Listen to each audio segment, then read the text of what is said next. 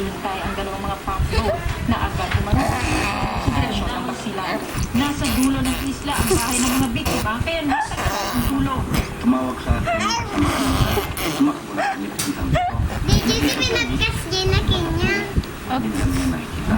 Mula 2008, 5 beses nang dumalaw sa nilang rest house sa isla ng Lunsman. Ayon sa otoridad, nagdamininan na mag-security escort pero di rin ito pinansin ng mga biktima. Ayaw nila mag-cooperate sa tao. Parang nakikita dito. Kaya ako hindi natin. Tinutugis na ngayon ng grupo ni Joseph Kumatula na hindi na Iritado ka? Huwag kang tumako ah. Niro sa pato ng Huwag kang Pilipino tatawa. sa Zamboanga City. Tagal naman yan. Pilipinas ang unang pumansin sa mga isla sa Spratlys. Ito ang ibinunyag ng Philippine Navy. Binatikos naman ang isang grupo ng mga Pinoy sa Amerika ang pag-aangkin ng China sa Spratlys. Mula Washington DC, nagpapatrol Rodney Haleco.